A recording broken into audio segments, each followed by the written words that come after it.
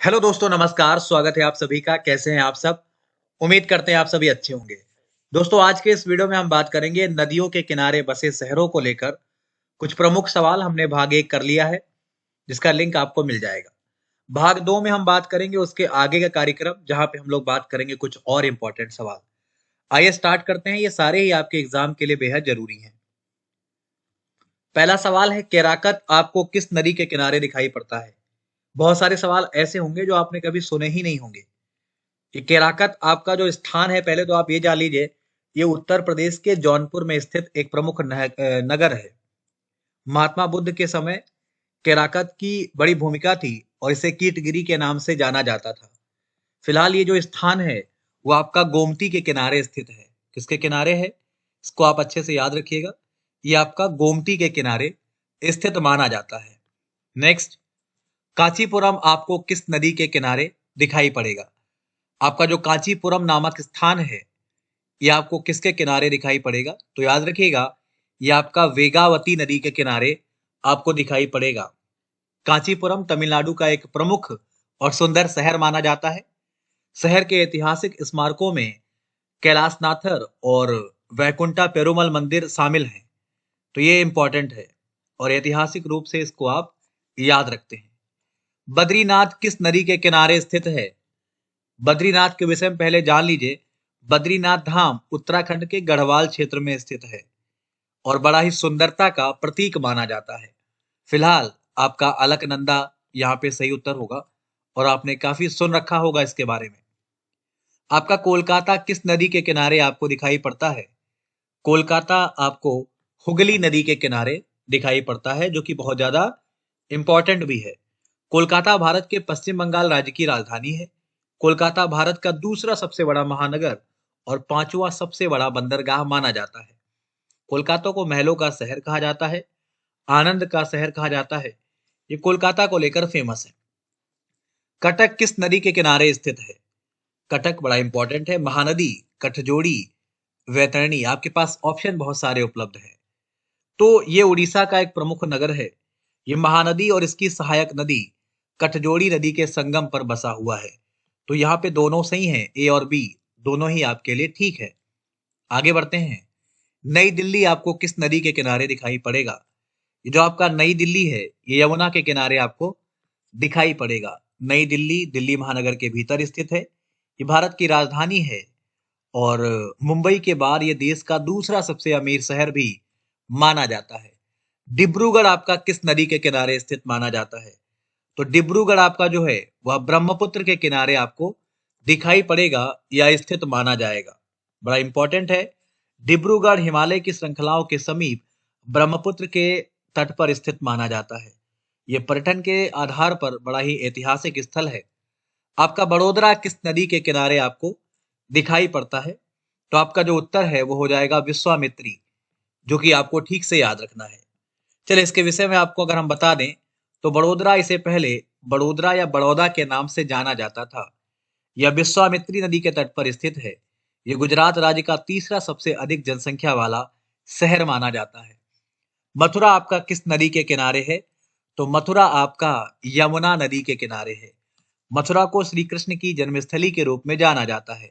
मथुरा उत्तर प्रदेश राज्य के मथुरा जिले में यमुना नदी के तट पर स्थित माना जाता है। तो मथुरा के चारों ओर 4 शिव मंदिर हैं, इसलिए भगवान शिव को मथुरा का कोतवाल भी कहा जाता है। नेक्स्ट, होनावर आपको किस नदी के किनारे दिखाई पड़ता है? बहुत ज्यादा इंपॉर्टेंट रहेगा और ये आपको शरावती नदी के किनारे दिखाई पड़ेगा, जो कि आपके लिए क्या है, बहुत ज्यादा महत्वपूर्ण है। ठीक है, होनावर कर्नाटक राज्य के उत्तर कन्नड़ जिले में शरावती नदी के तट पर स्थित एक नगर है। होनावर कर्नाटक राज्य में स्थित एक बंदरगाह भी है। अपने ऐतिहासिक महत्व के आधार पर यह बड़ा फेमस माना जाता है। आपका कारवार किस नदी के किनारे आपको दिखाई पड़ता है? तो आपका जो कारवार है वह काली नदी के किनारे आपको बड़ा ही सुंदर प्रतीत होता है। ये कर्नाटक राज्य में स्थित एक सागरी तटीय क्षेत्र है। कारवार शहर कर्नाटक राज्य के सबसे सुंदर शहरों में काउंट किया जाता है। इसे कर्नाटक का कश्मीर भी कहते हैं। बागलकोट किस नदी के किनारे स्थित माना जाता है? तो 12 नंबर रहेगा। यहाँ पे आपका जो उत्तर हो जाएगा वो क्या हो जाएगा, घाट प्रभा। बागलकोट आपको घाटप्रभा के किनारे स्थित दिखाई पड़ता है, जो कि आपको याद रखना है। ये कर्नाटक राज्य में स्थित एक सॉरी ये हम बात कर रहे थे घाटप्रभा के बारे में, तो ये भी कर्नाटक राज्य में ही स्थित है और प्रमुख शहर के रूप में इसकी भी गिनती होती है। ठीक है, बागलकोट। चलिए आगे बढ़ते हैं, अगला सवाल। औरैया किस नदी के किनारे स्थित माना जाता है? सवाल नंबर 13 रहेगा। और औरैया के बारे में अगर हम बात करते हैं तो ये आपका यमुना के किनारे स्थित माना जाता है, जो कि आपको ठीक से याद रखना है। ठीक है, यमुना के किनारे स्थित एक प्रमुख शहर के रूप में आप इसको जानते हैं। ये उत्तर प्रदेश का एक जिला है और इम्पोर्टेंट है। प्राचीन काल में ये पांचाल राज्य में शामिल हुआ करता था। पुणे आपको किस नदी के किनारे दिखाई पड़ता है? सवाल पहले देख लीजिएगा। 14 नंबर है, उत्तर हो जाएगा ए और बी दोनों। मूलामूथा नदियों के किनारे आपको स्थित दिखाई पड़ता है। पुणे महाराष्ट्र का एक प्रमुख औद्योगिक शहर है। इस शहर को पूरब का ऑक्सफोर्ड भी कहा जाता है। पुणे शिवाजी महाराज के जीवन व मराठा साम्राज्य के इतिहास का एक महत्वपूर्ण अंग हुआ करता था। दमन आपको किस नदी के किनारे दिखाई पड़ता है? 15 नंबर सवाल है। दमन आपको दमन गंगा नदी के किनारे दिखाई पड़ता है, जो कि आपके लिए काफी महत्वपूर्ण है। और आगे बढ़ते हैं। मदुरै आपको किस नदी के किनारे दिखाई पड़ता है? सवाल नंबर 16 रहेगा। तो मदुरै आपको वैगई नदी के किनारे दिखाई पड़ता है। मदुरै का मीनाक्षी मंदिर बहुत ज्यादा फेमस माना जाता है। मदुरै को त्योहारों की नगरी कहा जाता है। ठीक है, ये तमिलनाडु में स्थित एक प्रमुख नगर है। ये भारतीय प्रायद्वीप के प्राचीनतम बसे शहरों में से एक माना जाता है। इसे आप पूर्व का एथेंस भी कहते हैं। मीनाक्षी मंदिर यहाँ के आकर्षण का केंद्र माना जाता है। आपका नांदेड़ किस नदी के किनारे स्थित माना जाता है? तो आप इसे याद रखिएगा। ये गोदावरी नदी के तट पर स्थित माना जाता है। ये महाराष्ट्र का एक प्रमुख नगर है। ये एक सिख तीर्थ स्थल भी माना जाता है, जहां गुरु गोविंद सिंह का देहांत हुआ था। यह गुरु गोविंद सिंह के लिए भी काफी फेमस माना जाता है। गुरु गोविंद सिंह सिखों के 10वें नंबर के गुरु थे। फिलहाल यहाँ पे आपका गोदावरी टिक कर देते हैं और आगे बढ़ते हैं। नेल्लौर किस नदी के किनारे स्थित माना जाता है? तो बड़ा इंपॉर्टेंट है। पेन्नार नदी के तट पर स्थित आंध्र प्रदेश का एक खूबसूरत शहर माना जाता है ये। तो यहाँ पर आपका क्या उत्तर होगा? पेन्नार होगा, जो कि आपको ठीक से याद रखना है। अहमदाबाद आपका किस नदी के किनारे स्थित माना जाता है? तो साबरमती नदी के तट पर स्थित अहमदाबाद गुजरात का सबसे बड़ा शहर माना जाता है। तो यहाँ पे आपका साबरमती बिल्कुल सही उत्तर होगा। अहमदाबाद को कर्णावती के नाम से भी जाना जाता है। अहमदाबाद को भारत का मैनचेस्टर भी कहा जाता है। अहमदाबाद में साबरमती आश्रम, स्टैच्यू ऑफ यूनिटी, ये सारे पर्यटन के क्षेत्र माने जाते हैं। फिरोजपुर आपको किस नदी के किनारे दिखाई पड़ता है? आपका फिरोजपुर सतलुज नदी के तट पर स्थित माना जाता है। सतलुज नदी को वैदिक काल में सतुद्री के नाम से जाना जाता था। तो फिरोजपुर की स्थापना फिरोज शाह तुगलक के द्वारा मानी जाती है। ये सब चीजें आपको याद रखनी है। गुवाहाटी आपको किस नदी के किनारे दिखाई पड़ता है?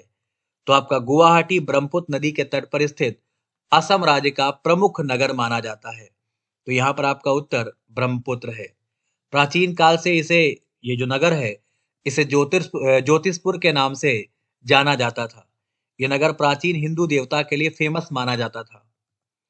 और निजामाबाद किस नदी के किनारे स्थित माना जाता है? तो निजामाबाद शहर से ही गोदावरी नदी तेलंगाना में प्रवेश करती है। अगर हम बात करें निजामाबाद की, तो निजामाबाद शहर से ही गोदावरी नदी तेलंगाना में प्रवेश करती है। तो यहाँ पे आपका जो उत्तर होगा वो गोदावरी सही है। और निजामाबाद की स्थापना 1905 में मानी जाती है। चलिए आगे बढ़ते हैं। सांगली किस नदी के किनारे स्थित है? कृष्णा नदी के तट पर स्थित है सांगली, और ये महाराष्ट्र का एक प्रसिद्ध शहर माना जाता है।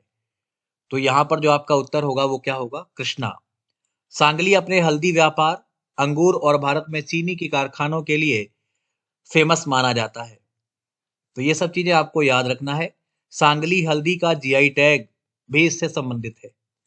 कराड़ आपका किस नदी के किनारे स्थित माना जाता है?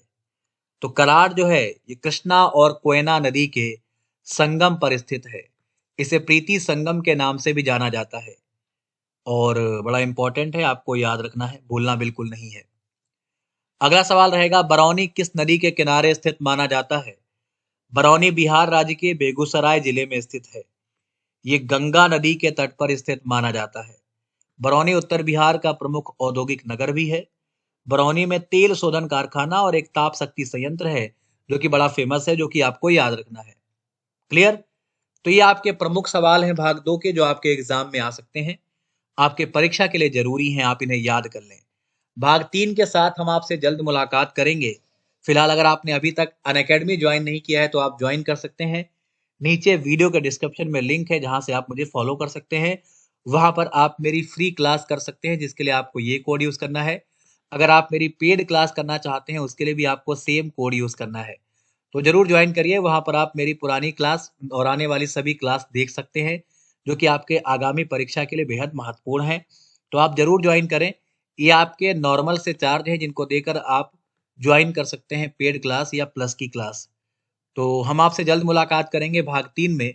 फिलहाल के लिए इतना ही। नमस्कार, धन्यवाद, बाय बाय।